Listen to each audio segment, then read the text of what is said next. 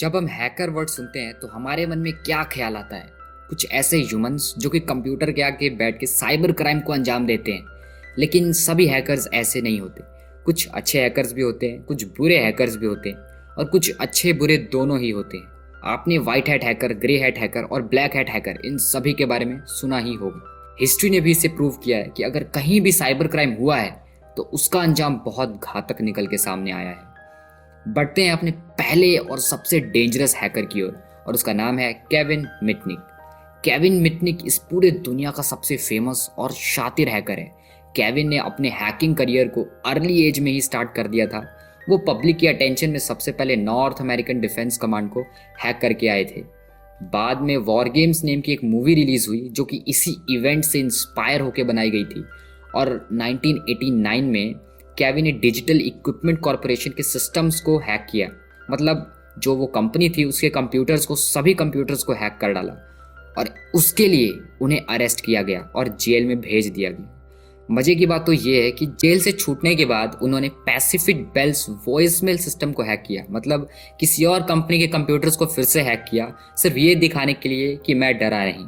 Number 2 पर हैं Albert Gonzales. जब वो 12 साल के थे तो उन्होंने अपना पहला कंप्यूटर खरीदा खुद के पैसों से और सिर्फ 2 साल की लर्निंग से उन्होंने नासा को अपना टारगेट बनाया और गवर्नमेंट ने गोंजालेस को 22 साल की एज में अरेस्ट किया और उन पर चार्ज ये लगा कि उन्होंने डेबिट कार्ड फ्रॉड किए हैं और लोगों का डेटा चोरी करके खूब पैसे कमाए हैं। और इन रियलिटी उन्होंने 180 मिलियन से भी ज़्यादा पेमेंट कार्ड अकाउंट्स की चोरी की थी बाय हैकिंग। गोंजालेज और उनकी टीम ने $256 मिलियन की चोरी की और इसके लिए गोंजालेज को 20 साल की जेल की सजा होगी और भाई साहब 2025 में निकलने ही वाले हैं। नंबर 3 पर आते हैं जोनाथन जेम्स। इनका हैकिंग वर्ल्ड में एक अलग नेम था, कॉमरेड, और इन्हें अब तक के सबसे एक्सीलेंट हैकर्स में गिना जाता है। इन्होंने प्राइवेट नेटवर्क्स को हैक किया सिर्फ फन के लिए, मतलब मजे मजे में प्राइवेट नेटवर्क्स को हैक कर डाला। और ऐसे हैकर्स को क्या कहते हैं जरा मुझे कमेंट करके बताना। जब जेम्स केवल 15 साल के थे तो उन्होंने एक हिस्ट्री रची इन कंप्यूटर क्राइम वर्ल्ड।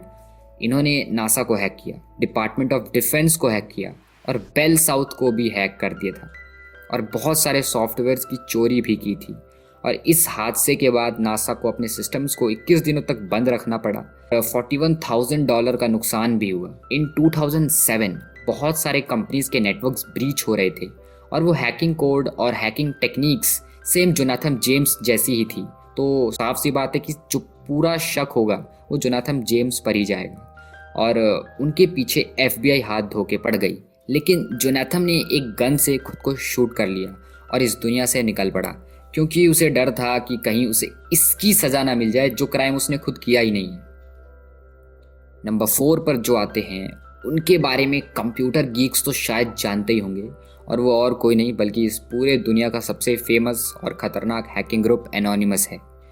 लेकिन ये बुरे हैकर्स नहीं हैं, बट ये सच्चाई के लिए बुराई करते हैं।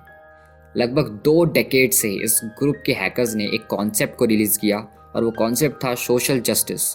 जब रशिया यूक्रेन पर अटैक कर रहा था तब एक ट्विटर अकाउंट जिसका यूज़र नेम था एनोनिमस, जिस पर 8 मिलियन के आसपास फॉलोअर्स थे, उस अकाउंट से मैसेज आता है कि अब रशियन प्रेसिडेंट व्लादिमीर पुतिन पर साइबर वॉर होगा।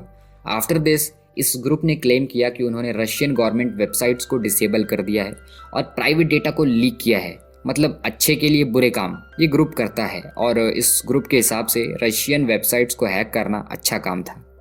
नाउ नंबर 5 पर आता है एस्ट्रा। वैसे ये एस्ट्रा वर्ड संस्कृत वर्ड से लिया गया था अस्त्र, जिसका मतलब है वेपन।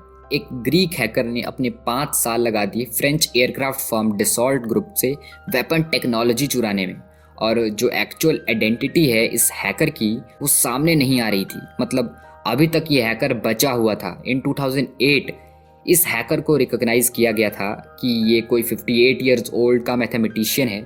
जब अथॉरिटीज़ ने इस हैकर को कस्टडी में लिया जब तक डसॉल्ट ग्रुप को $360 मिलियन का चूना लग चुका था और बदले में इस हैकर को 6 साल की जेल मिली। और ये थे कुछ वर्ल्ड मोस्ट डेंजरस हैकर्स और उनकी हिस्ट्री। सो होप आपको कुछ नया जानने को मिला होगा और अगर ऐसे ही इंफॉर्मेशनल वीडियोस देखना चाहते हो तो इस चैनल को सब्सक्राइब जरूर कर लेना जिससे बाकी की वीडियोस तुम देख सको। मैं मिलता हूँ एक और रोमांचक वीडियो में। Bye bye.